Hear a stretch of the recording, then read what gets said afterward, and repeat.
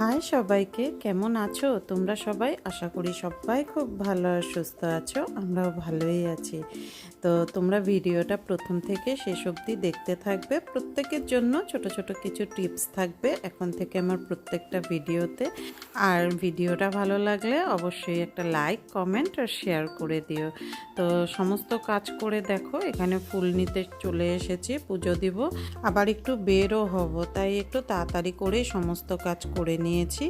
আর তোমরা বলবে তো এখানে কয় রকমের আমার ফুল আছে, দেখি কে কে ঠিক অ্যান্সার দিতে পারো।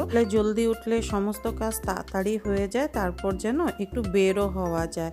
তো আমি এসে তাড়াতাড়ি করে দেখো রান্নাটাও করে নিয়েছি, আর সবজি তো সমস্ত কাটাই ছিল। তো এখানে করছি এটা আমের চাটনি। লাঞ্চ মেনুটা তোমাদের দেখিয়ে দিই কি কি করেছি। এখানে মিষ্টি কুমড়ের বড়া ভাজা হচ্ছে গরম গরম একদম।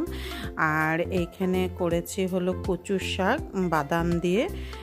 আর তারপর এদিকে করেছি সয়াবিন, আলুর স্কোয়াশ দিয়ে একদম শুকনো শুকনো করে একটা তরকারি। আর অল্প কয়টা মিষ্টি কুমড়োও ছিল, আমার খুব ভালো লাগে সয়াবিনের তরকারিতে মিষ্টি কুমড়ো দিলে। আর করেছি হলো কুমড়ো ডোগা দিয়ে একদম মাখো মাখো করে মুগ ডাল।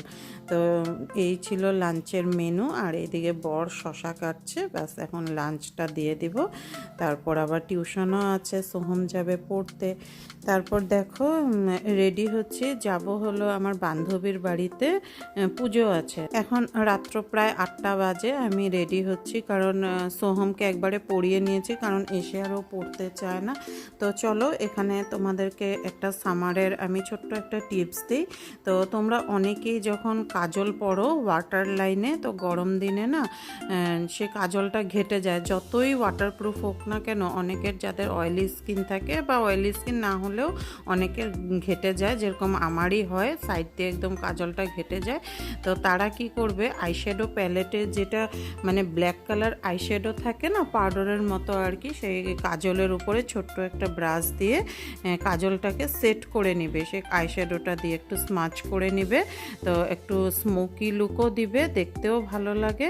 যেরকম আমরা ফাউন্ডেশনের উপরে পাউডার লাগিয়ে ফাউন্ডেশনটাকে সেট করি আর কি, ঠিক সেইভাবেই কাজলটাকে একটু ব্ল্যাক আইশ্যাডো দিয়ে সেট করে নিবে।